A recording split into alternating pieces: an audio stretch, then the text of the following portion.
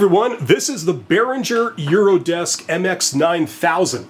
I recently did a video on this where I took Behringer to task and disparaged them for producing a really bad product with terrible quality control. And I got some really weird comments on that video. A lot of people were taking me to task and questioning whether this product is actually bad and Behringer is bad for releasing it, and questioning my own experiences with it and how bad they were. So I wanted to do this video to further explain.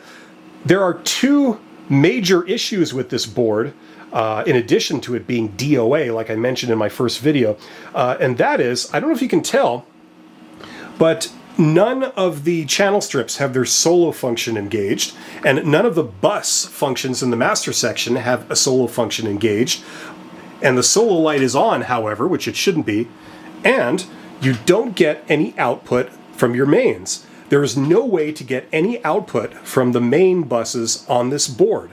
And obviously something is wrong. One would suspect that there's a short somewhere that is engaging the solo function, even though none of the channel strips or the other buses have been soloed.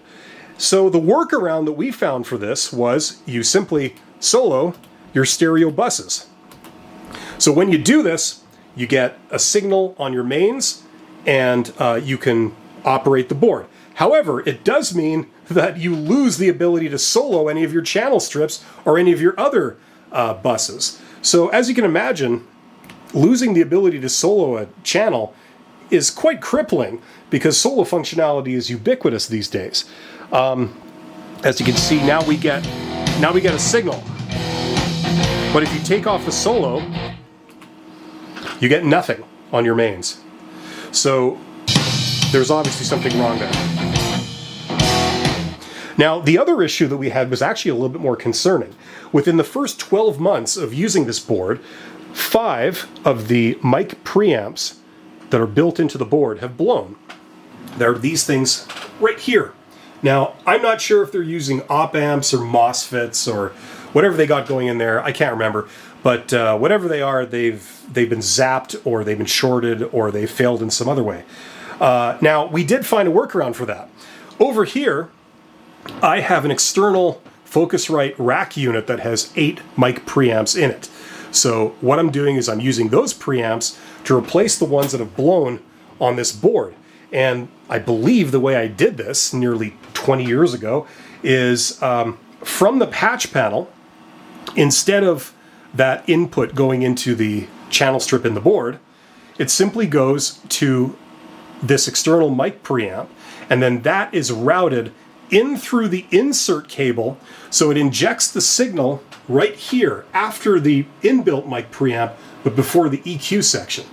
And the rest of the channel strip is now working, and it assigns it to the buses, and it goes from there. So that obviously is a workaround.